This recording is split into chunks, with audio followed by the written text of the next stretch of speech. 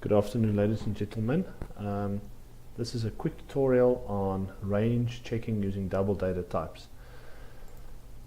Double data types can sometimes be problematic for us in C++ because when we manipulate values, and it typically may contain multiple decimal numbers that can grow fairly big, when we expect a specific, let's say, sum or a specific values to be produced by some sort of equation using the double data type, we may not get the exact sum back. And the main reason for this is purely because we are limited to the amount of space that is available in the data type, the double data type specifically. In order for us to help with this type of problem, we create a range checking scenario normally. So the way that we typically start this is by declaring a variable. In this case, I'm going to call it a double data type specifically, and I'm going to call it dbl, let's say range check, and I'm going to make it a fairly small number. Okay, I think that is fairly small enough. Now normally, if we work with something like, in this case, the double sum of the weights, this is a weighted variable that normally must equal to 1. Now if we want to test whether something is exactly equal to 1, it is maybe a better idea not to say that it is exactly 1, but maybe a little bit less than 1 and maybe a little bit more than 1. So we sort of give ourselves some sort of range that we can evaluate in. So I'm going to create a little if statement here that uses this concept of a range check together with the sum of the weights to see whether the sum of the weights are actually not equal to 1, meaning it's actually outside of a for instance, if the sum of the weights were equal to 1 or very close to 1, we're going to test outside of those boundaries. Okay, so I'm going to have an if statement, and the if statement is basically going to read that if our sum of the weights, sum of the weights, now normally we would say if it's less than 1, for instance, meaning if it's not 1, then of course we have had a problem, or if our sum of the weights were greater than 1, then we had a problem here. Okay, so that means we can output an error saying something like weights, the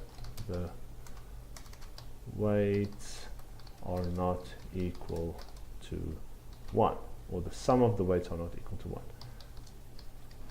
Sum of the weights are not equal to 1.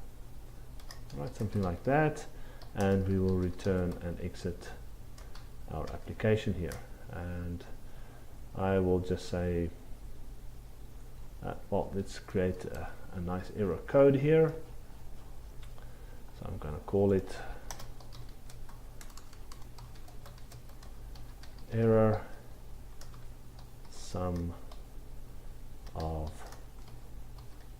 weights, and we give it a -5, and I will return the specific guy. Okay, now this is how we normally would do it. But now I don't want to test exactly 1. I want to test just a little bit less than 1 minus our range itself, or just a little bit more than 1 plus our range. Just please take note of the brackets and the range then that we check. Remember the OR, the logic OR is this double vertical characters, vertical line characters.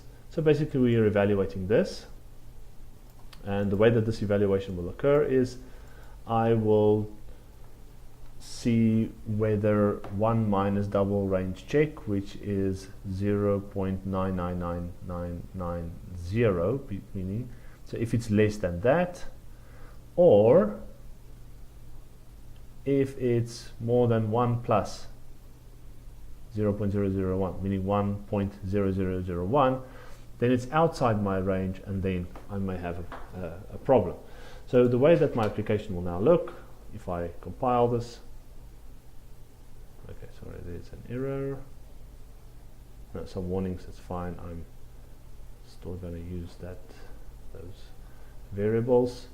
Let's run it. Okay. Okay, when I run my application now,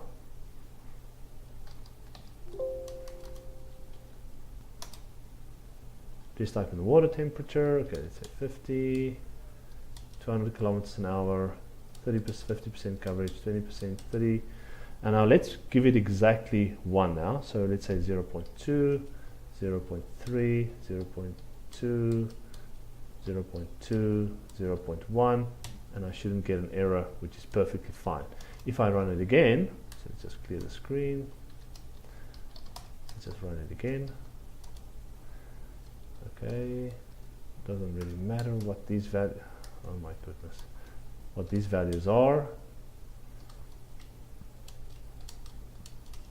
Now I want to ensure that it is going to be greater than 1, so 0.2, 0.2, 0.3, 0.3, and 0.2. Some of the sum, oh my goodness, the sum, that must be spelled correctly, of the weights are not equal to 1. Alright, and that's typically how we do range checking. Let me just fix up that error.